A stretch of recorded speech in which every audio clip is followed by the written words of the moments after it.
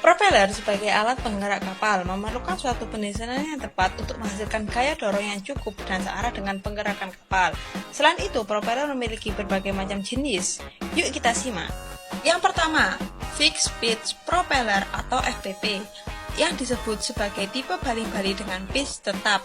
Tipe propeller ini biasa digunakan untuk kapal besar dengan RPM relatif rendah dan torsi yang dihasilkan tinggi. Pemakaian bahan bakar lebih ekonomis, noise atau getaran minimal, dan kavitasi minimal. Yang kedua, Controllable Pitch Propeller atau CPP, atau tipe propeller dengan pitch yang dapat diubah-ubah. Propeller ini merupakan baling-baling kapal dengan langkah daun propeller yang dapat diubah-ubah sesuai dengan kebutuhan. Misalnya untuk RPM rendah biasa digunakan untuk pitch yang besar, dan RPM tinggi digunakan untuk pitch yang rendah. Baling-baling CPP juga efektif digunakan bila kapal manuver serta gerak mundur dengan hanya mengubah putaran atau mengubah arah pitch baling-baling pada putaran konstan. Yang ketiga, Integrated Propeller and Rudder atau IPR merupakan tipe propeller yang hubnya sudah terintegrasi dan berpadu dengan rudder atau kemudi. Ini adalah pengembangan terbaru dari propulsi kapal. Kondisi ini menyebabkan arus air dari propeller yang melewati rudder akan memberikan peningkatan pengendalian dan pengaturan rudder, sehingga diperoleh penurunan pemakaian bahan bakar. Yang keempat, Adjustable Bolted Propeller atau ABP merupakan pengembangan FPP di mana daun baling-balingnya dapat dibuat terpisah dan kemudian dipasang pada bos propeller dengan baut, sehingga dapat disetel pitch-nya pada nilai optimum yang akan dicapai. Yang kelima, Azimuth Thruster. Azimuth Thruster digunakan untuk mempermudah kapal dalam manuver. Namun, pemakaian alat penggerak dengan posisi berada di bagian atas sehingga memberi tempat yang lebih lapang untuk menempatkan penggerak utamanya, baik berupa motor diesel atau motor listrik.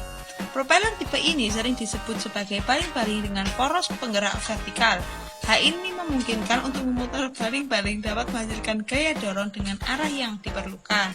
Keuntungan propeller jenis ini adalah jika difungsikan sebagai propulsi penarik, baling-baling dapat dipasang di depan poros vertikal.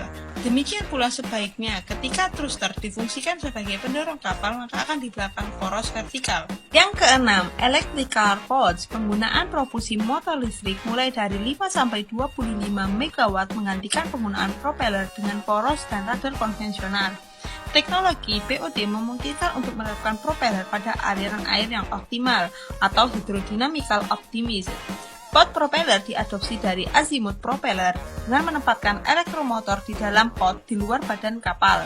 Yang ketujuh, Waterjet. Propulsi jenis ini adalah memanfaatkan fluida air untuk mendapatkan gaya dorong kapal. Propulsi jenis ini banyak digunakan untuk kapal berkecepatan tinggi. Air yang melewati impeller dipercepat dengan menggunakan pompa melewati bagian bawah lambung kapal. Selanjutnya, meninggalkan kapal dari bagian buritan kapal. Namun, umumnya efisiensi propulsi jenis waterjet lebih rendah dibandingkan dengan penggunaan sebuah baling-baling pada kapal. Yang kedelapan, contra-rotating atau dua propeller yang dipasang secara berlawanan pada satu poros pendorong. Dengan menempatkan baling-baling kedua yaitu belakang dalam satu poros pendorong dengan baling-baling pertama yaitu depan, hal tersebut dapat mendapatkan sejumlah keuntungan tambahan. Di antaranya adalah baling-baling yang kedua atau belakang dapat memulihkan rotasi slipstream yang disebabkan oleh baling-baling pertama yaitu depan. Efisiensi propulsi pada jenis propeller ini sangat sulit diperoleh karena pengaturan kendali yang kompleks serta dibutuhkannya konsentrasi poros pendorong pada setiap operasinya. Anyways, itu merupakan jenis-jenis propeller yang banyak digunakan pada kapal di dunia. Semoga dapat menambah pengetahuan bagi kita semua.